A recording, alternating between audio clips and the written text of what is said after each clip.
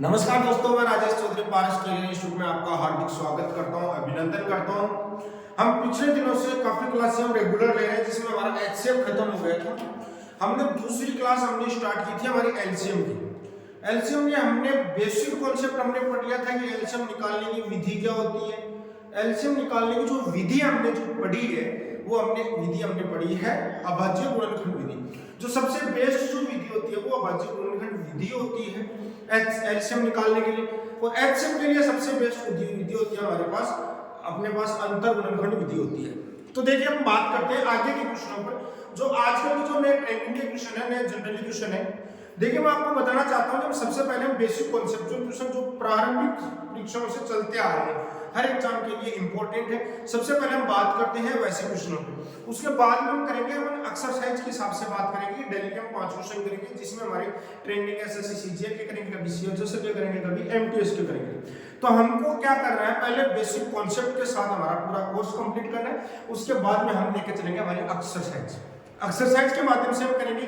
Daily का आगे का चैप्टर करेंगे और साथ में ही एक्सरसाइज के क्वेश्चन करेंगे जो एचसीएफ में हम करते रहेंगे, ताकि हमारे पास पहले कॉन्सेप्ट क्लियर होने के बाद में हम क्वेश्चन को बड़े ही आसानी से हम सोल्व कर सकते हैं। तो आप मेरे साथ बने रहिए, आपको सिलेबस कोर्स करवाने की मेरी जिम्मेदारी है, आपको टेंशन लेने का कोई जरूरत नहीं है। अब हम आगे बात करते हैं एलसीएम के आगे के किस कैटेगरी के क्वेश्चन आते हैं उनके ऊपर बात करते हैं, जो ज्यादातर पूछे जाने वाले क्वेश्चन हैं। तो बिल्कुल डर खत्म है आपका, कोई टेंशन नहीं है, हमारा कैसा क्या कर सकता है। इधर देखना, अब आगे के आज का जो हम फर्स्ट क्वेश्चन की बात करते हैं, आज के क्वेश्चन नंबर फर्स्ट की बात करते हैं। एक मंदिर में 4 घंटियां लगी हुई है। तो क्वेश्चन लिखता हूं मैं, एक मंदिर में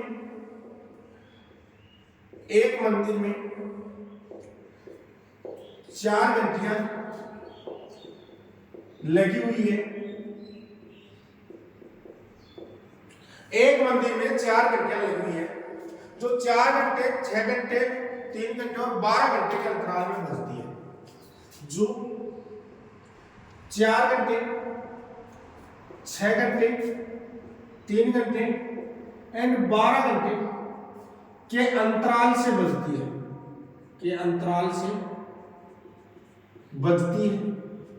यदि वे किसी विशिष्ट समय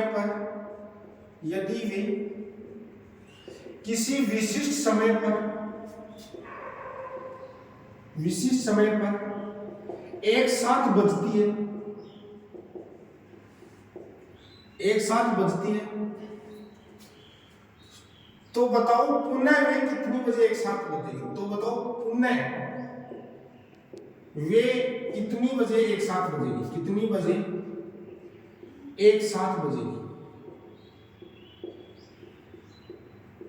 देखो क्वेश्चन बहुत ही ट्रेंडिंग का क्वेश्चन है, इंपॉर्टेंट क्वेश्चन है। जो भी बच्चे पढ़ रहे हैं वो या तो क्वेश्चन जैसे बोल रहा हूँ वैसे साथ लिखते जाए, अपने नोट्स को ऊपर बढ़ाते जाइए। क्योंकि हमारा जो क्लास लेने का उद्देश्य है, हम आपको लिख के क्यों बता रहे हैं, ताकि हमारे क्वेश्चन जहन में बैठ जाए, हम नोट करें साथ के साथ, ताकि क्वेश्चन को गहराई से पढ़े, क्वेश्चन कहना क्या चाह रहे हैं। बाकी अपने पास डायरेक्ट स्क्रीन पर क्वेश्चन डाल सकते हैं, लेकिन उससे क्या होगा कि आप क्वेश्चन के ऊपर गौर नहीं करोगे, गहनता में नहीं जाओगे। तो हम ज्यादातर काम करेंगे डायरेक्ट, हम लिख के काम करेंगे, थोड़ा सा टाइम लगेगा हमको, लेकिन हम काम बड़ा ही परफेक्ट करेंगे। इधर समझने की कोशिश कीजिए। एक मंदिर में 4 घंटी लगी हुई है, एक घंटे 4 घंटे, दूसरी 6 घंटे से, तीसरी 3 घंटे से, चौथी 12 घंटे के अंतराल से बजती है। इसका मतलब क्या है, पहले क्वेश्चन को समझने की कोशिश कीजिए। ये घंटी एक साथ, देखो किसी विशिष्ट समय पर भी एक साथ बजती है, समय पर वो क्या करती है, एक साथ बजती है। इधर समझने की कोशिश करें। हम यहां से काउंटिंग करते हैं, 1 2 3 4 5 6 7 8 9 10 11 12। पहले कॉन्सेप्ट को समझना, उसके बाद हम बात करते हैं। मान लीजिए 4 घंटियां हमारे पास दे रखी है, ये 4 घंटी दे रखी है, A B C and D। बात समझना, पहले किसी विशिष्ट समय पर एक साथ बजती है, मतलब यहां पर A B C और D चारों घंटे एक साथ बजेगी। उसके बाद में क्या बोल रहा है कि एक घंटी है वो 4 घंटे के बाद में बजती है, A फिर बजेगी कितने बजे, 4 बजे। समझ में आ गया। B घंटी है वो 6 बजे बाद में बजती है, और C घंटी है वो 3 बजे बाद बजती है, और D घंटी है वो 12 बजे बाद बजती है। कितने बजे बजती है, 12 घंटे बाद बजती है। बात समझ पा रहे हो। क्वेश्चन को बड़ा ही डीपली समझना है, जल्दबाजी नहीं करनी है, बहुत इंपॉर्टेंट क्वेश्चन है, अक्सर एग्जाम में क्वेश्चन पूछा जाता है।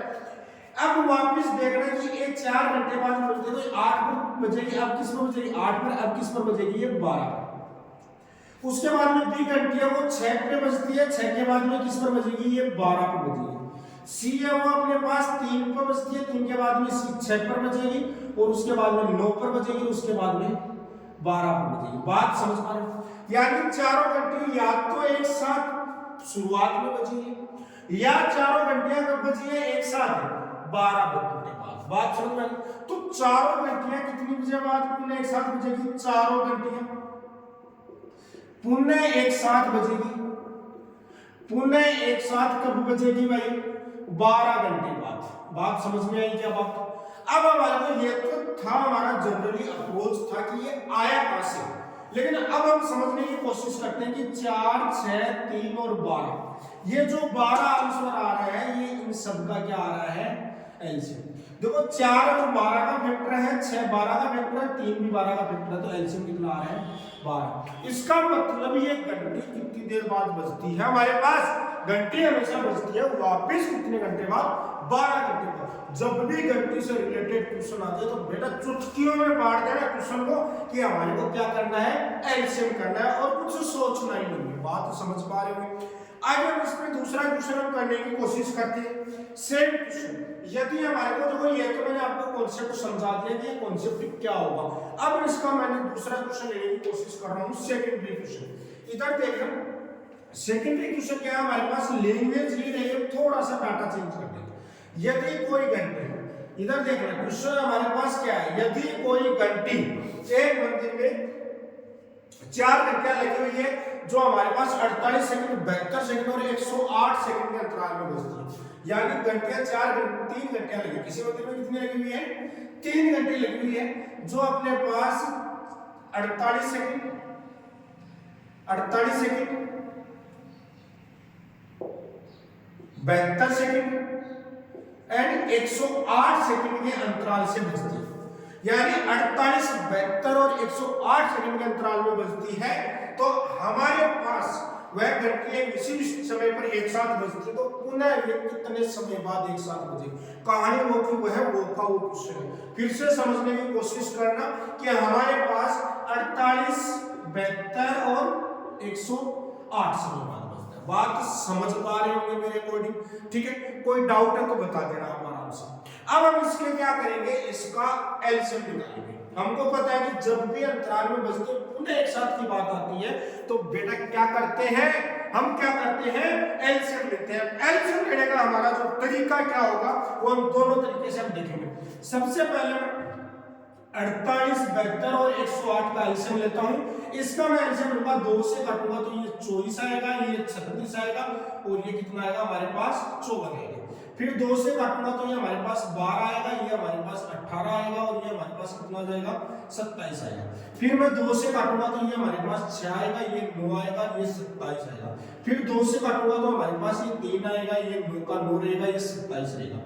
फिर मैं 3 से कट करूंगा तो ये 1 आएगा, ये 3 आएगा और ये कितना आएगा? 9 आएगा। फिर मैं 3 से कट करूंगा तो ये 1, ये 3, तो इसका मतलब फिर 3 से कट, तो 1, 1, 1, 3 क्या 9, 9 क्या 27, 27 दूनी कितना होता है भाई? 54।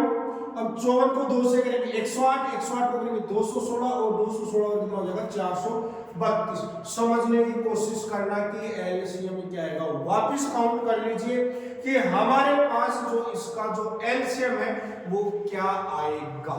थोड़ा सा समझने की कोशिश जरूर करना, गलत मत करना, थोड़ा सा बड़ा ही प्यार से ढंग से करना हमारे को, किसी भी चीज को रटना नहीं है। बात समझ में आ गई? अब हमारे पास एक अप्रोच तो ये बनता है हमारे पास कि ये इसका एलसीएम क्या बनेगा। बात समझना कि इसका एलसीएम क्या बनेगा, समझना। देखो 3 तिया 9, 9 तिया 27, 9 तिया 27, 27 को 2 से गुणा करो कितना होता है भाई? 27 दूनी 54, 54 को 2 से गुणा करोगे कितना होता है भाई? 27 को 54, 54 को 2 से करेंगे कितना आएगा? 108, 108 को 2 से करेंगे कितना आएगा? 216 और 216 को करेंगे तो कितना आएगा? 432। कितना आएगा? 432। तो हमारे पास यहां से इसका जो एलसीएम निकल के आएगा, एलसीएम निकल के आएगा 432। तो पुनः ये कितने समय बाद मिलेंगे? 432 सेकंड बाद पुनः ये मुलाकात करेंगे। आपको क्वेश्चन में दे रखा है मिनट में आंसर, तो हम मिनट की बात करते हैं, तो मिनट की बात करते हैं तो 432/60। 432 में किसका भाग लगा देंगे? 60 का भाग लगा देंगे। थोड़ा सा समझने की कोशिश करना, इधर देखना। हमारे पास क्वेश्चन को करने के लिए हम क्या करेंगे, हमारे को देना तो भाग ही है 60 में, तो हम क्या करेंगे, इसको फैक्टर में रख लो, सबसे बेस्ट चीज होती है। बात समझ पा रहे होंगे? नहीं समझ में आया तो इसको सोल्व कर लेना और आंसर निकाल लेना। आंसर हमारा तो क्या आ जाएगा? 36/5 मिनट। कितना आ जाएगा? 36/5 मिनट इसका आंसर आ जाएगा। अब हम बात करते हैं कि दूसरे मेथड की बात करते हैं। बेटा आपको हर चीजें, हम जो भी बच्चे सीजीएल की तैयारी कर रहे हैं वो थोड़ा सा दूसरे मेथड से, ये मेथड हम उन बच्चों के लिए काम में लेते हैं जो एसएससी जीडी कांस्टेबल की तैयारी करते हैं, क्योंकि वो दूसरे बच्चे दूसरे कॉन्सेप्ट को इतना कैच नहीं कर पाते, उतनी स्पीड से काम नहीं कर पाते। समझने की कोशिश कीजिए। हमारे पास दे रखा है 48, 72 और 108। फैक्टर कर लीजिए। इसका जो हमारा जो फैक्टर निकल के आएगा वो क्या बनेगा? 16 गुना 3। इसका जो फैक्टर बनेगा ये हमारे पास क्या बनेगा? 8 गुना 9। इसका जो फैक्टर बनेगा हमारे पास कितना बनेगा? हमारे पास 4 गुना 27। बात समझ में आ गई? देखो 3 इसमें भी है, 3 इसमें भी है, 3 इसमें भी, मतलब 3 और 9 कट गया, 9 भी इसमें, 27 आ रहा है।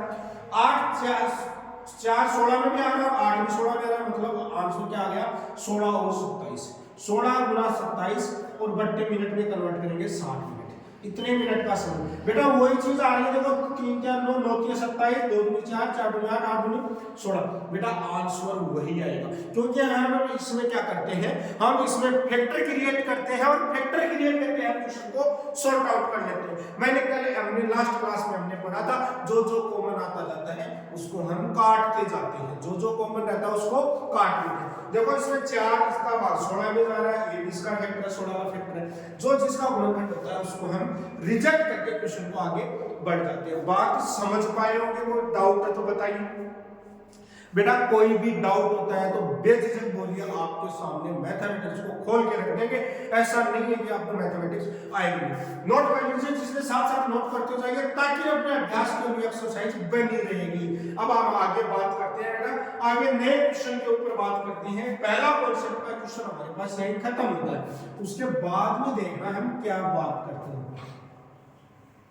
घबराना नहीं है, कभी भी लाइफ में घबराना नहीं है। हमारे को क्वेश्चन को सोल्व करते रहना है और हम आगे बढ़ते रहेंगे। एक मंदिर में 3 घंटियां लगी हुई है। मान लो क्वेश्चन में दे रखा है एक मंदिर में 3 घंटियां लगी हुई है, एक मंदिर में 3 घंटियां लगी हुई है जो 4 6 एवं 12 घंटे के अंतराल से बजती है तथा वे किसी एक विशिष्ट समय में एक साथ बजती है। तो बताओ पुनः वे, आगे क्वेश्चन की लैंग्वेज क्या रहेगी ये देखना। तो बताओ ये 60 घंटे में कितनी बार एक साथ बजेगी। तो ये बताओ ये 60 घंटे में कितनी बार एक साथ बजेगी, कितनी बार एक साथ बजेगी। क्वेश्चन बहुत प्यारा क्वेश्चन है, 7 बजेगी। क्वेश्चन बहुत प्यारा है। किसी भी एक मंदिर में 3 घंटियां लगी हुई है जो 4 6 व 12 घंटे के अंतराल से बजती है। तो बताओ ये 60 घंटे में कितनी बार एक साथ बजेगी, कितने घंटे में एक साथ बजेगी ये बताने हैं, और कितनी 60 घंटे में कितनी बार एक साथ बजेगी। कॉन्सेप्ट बड़ा प्यारा कॉन्सेप्ट है। आपको क्वेश्चन को सिंपल वे से सॉल्व करना है, वही काम करना है। 4 6 12 इसका एलसीएम क्या है बेटा? एलसीएम निकालने की सोचना और समझना। देखो 4 है वो 12 का फैक्टर है, काट दिया। 6 है वो 12 का फैक्टर है, काट दिया। तो इसका एलसीएम कितना आ गया बेटा? 12 आ गया। इसका एलसीएम कितना आ गया? 12। किसी को कोई डाउट है तो बिल्कुल आप बेझिझक क्वेश्चन कर सकते हो कि सर हमारे को डाउट है, हमारे को बताओ, क्योंकि हमारा उद्देश्य है हर बच्चों तक अच्छी शिक्षा जाए। क्योंकि उसके बाद में हम इसके एक्सरसाइज के क्वेश्चन करेंगे, अभ्यास के क्वेश्चन, बहुत सारे क्वेश्चन करेंगे, आपके सामने लेके आएंगे। लेकिन पहले बेसिक कॉन्सेप्ट के क्वेश्चन करें, क्योंकि जो क्लास वर्क आपको करा रहा हूं ये कांस्टेबल तक के लिए तो इतने इंपॉर्टेंट है, एसएससी जीडी तक के लिए तो पूछो मत। क्लास से डायरेक्ट क्वेश्चन क्या जाएगा, आपको टेंशन लेने की जरूरत नहीं। उसके बाद में देखो क्या बात करते हैं। ये हमारे पास देखा ये क्वेश्चन में बोल रहा है 60 घंटे में कितनी बार बजती है। बात समझ में आ गई? अब 60 घंटे में देखो पहले 12 घंटे बाद पहले यहाँ पे स्टार्ट हो, ये 12 घंटे बाद रिपीट होगी, फिर 24 घंटे बाद रिपीट होगी, फिर 36 घंटे बाद, फिर 48 घंटे बाद, फिर 60 घंटे बाद।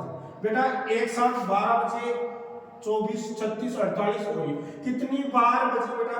1, 2, 3, 4, 5, क्योंकि ये शुरुआत में भी तो घंटी बजती है एक साथ। बेटा हमारे पास क्वेश्चन क्या आ जाता है, ये तो छोटा सा क्वेश्चन है, हम आराम से देखो हमने लिख लिया, लेकिन बड़ा क्वेश्चन आ जाता है, हम नहीं लिख पाएंगे। कॉन्सेप्ट क्लियर होना चाहिए। तो हमारे पास क्या करते हैं, 60/12, 60 घंटे की बात कर रहा है तो 12 का भाग लगा दें।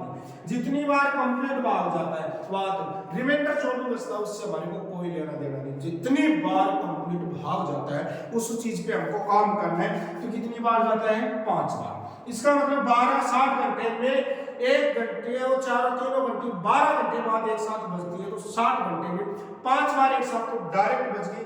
पर बेटा एक चीज और है, शुरुआत में भी घंटी बजी है एक साथ ही, तो शुरुआती टाइम में हमको ऐड करना पड़ेगा, तो +1। तो हमारे पास कितना आ जाएगा बेटा? हमारे पास यहां से हमारे पास कितना आंसर आ जाएगा? कितना आ जाएगा बेटा? हमारे पास यहां से आंसर कितना आ जाएगा? 6 बार। तो घंटी एक साथ कितनी बार बजेगी बेटा? 6 बार बजेगी। 1 बार, 2 बार, 3 बार, 4 बार, 5 बार और 6 बार।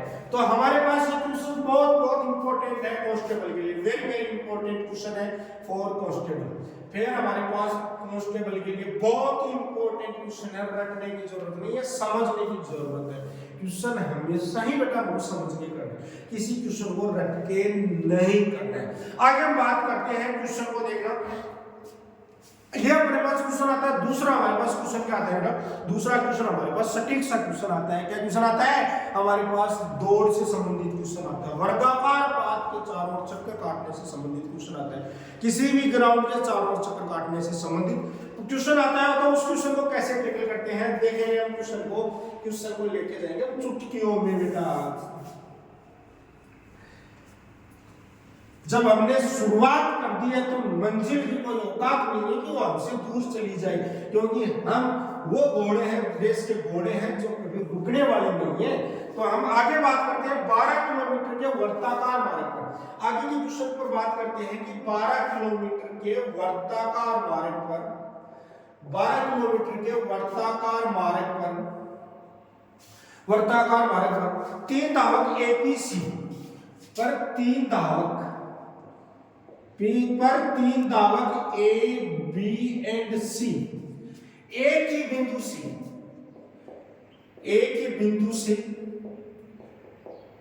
एक ही दिशा में एक ही बिंदु से एक ही दिशा में एक ही साथ दौड़ना प्रारंभ करते हैं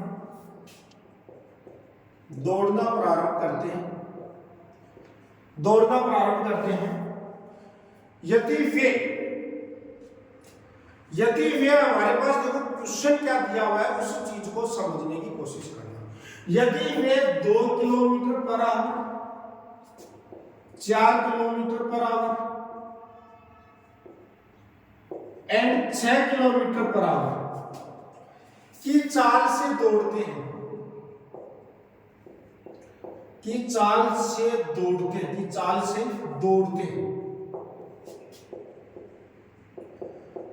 तो वे पुनः कितनी देर बाद मिलेंगे?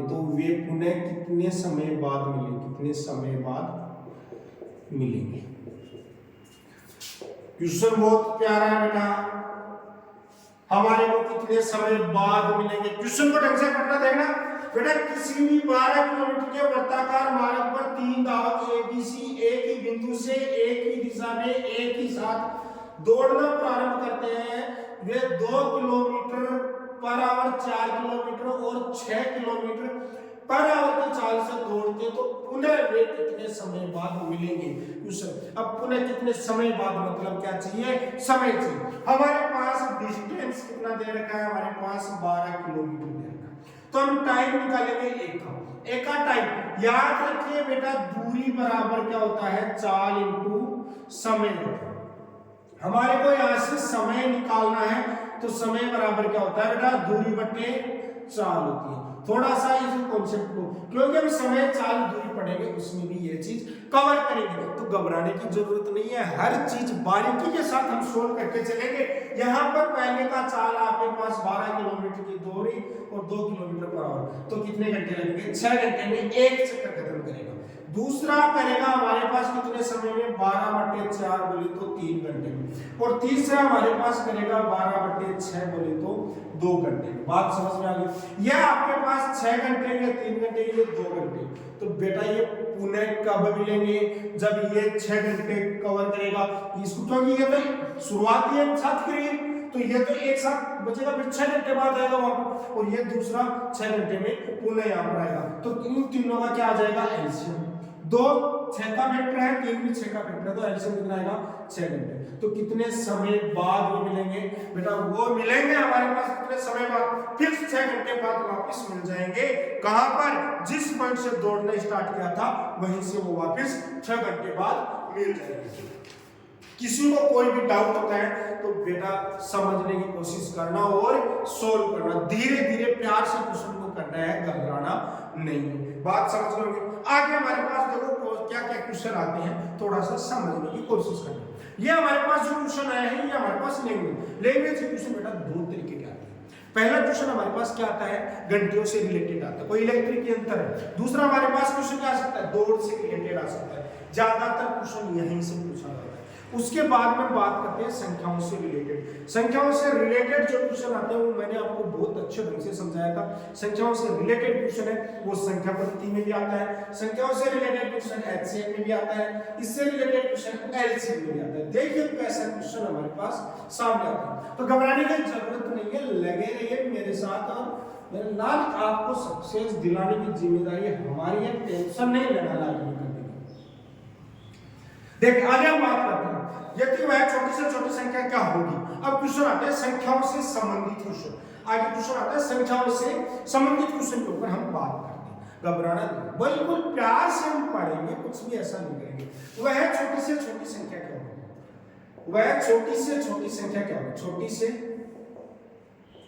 छोटी संख्या क्या होगी, क्या होगी, जिसे 3 4 6 से भाग देने पर, जिससे 3 4 6 से भाग देने पर शेषफल 0 बचे, शेषफल 0 बचे। या फिर इसको बोल सकते हैं कि 3 4 6 से पूर्णतया विभाजित, पूर्णतया। क्वेश्चन की लैंग्वेज बेटा कुछ भी आ सकती है, ध्यान से देखना। क्वेश्चन के लैंग्वेज शेषफल 0 बचता है, शेषफल कुछ बचता है, या फिर वो पूर्णतया विभाजित है। बेटा क्वेश्चन की लैंग्वेज तो कुछ भी कह सकती है, अपने को आंसर आना चाहिए, क्वेश्चन का कॉन्सेप्ट समझ में आना चाहिए। ये क्या बोल रहा है कि संख्या दे रखी है 3 4 6, एक ऐसी संख्या हमको निकालनी है जिसमें 3 का 4 का और 6 का सबका भाग चला जाए। लेकिन याद रखेगा वह संख्या क्या होनी चाहिए, छोटी से छोटी। बड़ी से बड़ी तो कितनी भी हो सकती है, ये संख्या क्या होनी चाहिए, छोटी से छोटी। तो छोटी से छोटी संख्या तो क्या रहनी है बेटा, इसका एलसीएम रहनी है। बात समझ में पड़ी क्या? जो जिसका फैक्टर है 3 का फैक्टर 6 का है, फैक्टर 3 काट दिया। अब 6 का इसमें 2 फैक्टर आ जाएगा, लेकिन 2 नहीं आएगा, तो बेटा 2 गुना 6 कितना हो जाएगा, 12। तो 12 में आप शेष 3 का भाग दोगे तो भी शेषफल 0, 2 का भाग दोगे तो भी शेषफल 0, और 6 का भाग दोगे तो भी शेषफल 0 आएगा। समझ पा रहे होंगे? आगे देखना हमारे पास क्वेश्चन कैसा भी क्यों ना हो, हम आंसर बड़े आसानी से दे सकते हैं, क्योंकि हमको घबराना नहीं, जल्दबाजी नहीं, धीरे धीरे, क्योंकि धीरे धीरे सीखा होता है वो पछता जाता है, और हमको वही काम करना है, कभी भी रट के काम नहीं करना है बेटा, हमको बड़े प्यार से और सिंपल से क्वेश्चन हमको करना है। आगे देखिए, आगे क्वेश्चन है वह छोटी से छोटी संख्या जिसे, आगे मैं क्वेश्चन लिख रहा हूं, जिसे आपके पास क्वेश्चन लिख रहा हूं 16 24 30 से भाग देने पर, इधर देखो क्वेश्चन को थोड़ा सा चेंज करूंगा, क्वेश्चन को थोड़ा सा चेंज करूंगा, तो भाग देने पर वह छोटी से छोटी संख्या क्या होगी, जिसे 16 24 30 से भाग देने पर शेषफल 5 बचता, शेषफल कितना बचता हो, 5 बचता। वह छोटी से छोटी संख्या जिसमें हम 16 24 और 30 का भाग देंगे तो शेषफल कितना बचना चाहिए बेटा, शेषफल बचना चाहिए 5। हमेशा मैंने आपको समझाया कि शेषफल क्या होता है, शेषफल हमेशा ही फालतू का होता है। शेष रह गया, बच गया, जो भी संख्या आई हमको उसमें बच गया वापस फिट कर दो, तो बचा हुआ रहेगा, उसका कोई फर्क नहीं पड़ता है। इधर समझने की कोशिश करना बेटा 16, 24, 30। अब इसका हमको क्या निकालना है बेटा, एलसीएम। एक तरीका मैंने आपको एलसीएम में सारे तरीके में बताने की कोशिश करना हूँ, 16, 24 और 30। बेटा एलसीएम 2 से काटेंगे 8, 2 से काटेंगे 12 और 15, फिर 2 से काटेंगे बेटा 4, यहाँ पे कितना आएगा 6 और यहाँ पे क्या आएगा 15, फिर 2 से काटेंगे तो ये हमारे पास क्या आएगा 2 आएगा, ये यहाँ पे 3 आएगा, ये 15, फिर 2 से काटेंगे 1, 3, 15 और फिर 3 से काटेंगे तो क्या आएगा 1, 1, 5, फिर 5 से काटेंगे 1, 1, 1।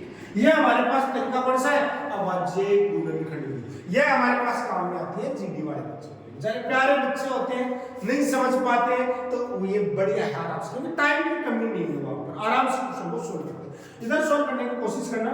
देखो 15, 3, 5, 3, 15, 15 दूनी 30, 30 दूनी 60, 60 दूनी 120, 120 दूनी 240, यानी एलसीएम कितना आ गया 240। आपको है छोटी से छोटी संख्या जिसमें 16, 24 और 30 का भाग देंगे, हमारे शेष पर 0 बचेगा 240, शेष पर 5 बचना चाहिए, एक्स्ट्रा संख्या 5 पड़ी तो कितना हो जाएगा 245 इसका आंसर होगा। बेटा समझ पाए होंगे। अब हम बात करेंगे इसको थोड़ा सा दूसरे अप्रोच से।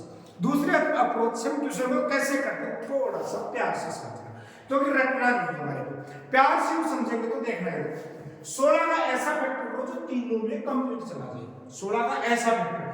तो मेरे को एक बात बताइए, ऐसा फैक्टर हमारे पास क्या पॉसिबल हो सकता है जिसमें तीनों का भाग चला जाए, यानी वो 2 और 8। इसका जो फैक्टर बनेगा वो 8 और 2 बनेगा। इसका हमारे पास जो फैक्टर बनेगा वो कितना बनेगा, जिसका 30 में भी चला जाए और 24 में भी चला जाए। तो हमारे पास ये एक तो 6 बन गया, एक क्या बन गया 4 बन गया, उसके बाद में 30 तो है। देखो इधर समझने की कोशिश करना, या फिर इसको 12 गुना, हम 12 गुना क्या कर लेते हैं, 12 गुना 2 कर लेते हैं, समझ में आ गया। देखो दोनों का फैक्टर है, 30 का फैक्टर कट गया। अब हमारे पास कितना आता है समझने की कोशिश करना, रटना नहीं है, मैंने बार बार बोल रहा हूँ, रटना नहीं है। अब 8 की हम बात करते हैं तो ये 2 2 से कट गया था, हम 2 2 से काट दिया। अब हम बात करते हैं, ये इसका फैक्टर है, ये 2 बच गया, ये 4 से कट गया, इसका फैक्टर हो गया, कितना हो गया फैक्टर, क्योंकि ये 8 है, ये 12 का फैक्टर है। 8 में से 4 जो है वो 12 का फैक्टर था, यहाँ पर 2 बच गए, क्योंकि इसके फैक्टर हमारे पास आएंगे 4 और 2। तो इसमें से 4 12 का फैक्टर, तो 12 ले लिया तो 4 लेने की जरूरत नहीं है हमको, समझ में आ गई। तो इसका मतलब 2 आ गया, 12 आ गया, 30 आ गया। तो 2 को 12 से करेंगे 12 दूनी, हमारे पास कितना आ गया, ये हमारे पास 2 बच गया, कितना बच गया 2। बेटा समझने की कोशिश करना, हमारे पास ये जो 4 से कट गया और हमारे पास रहा क्या, हमारे पास थोड़ा सा समझने की कोशिश करना। बेटा गलती नहीं करनी है हमारे को, इधर देखना हमारे पास, ठीक है।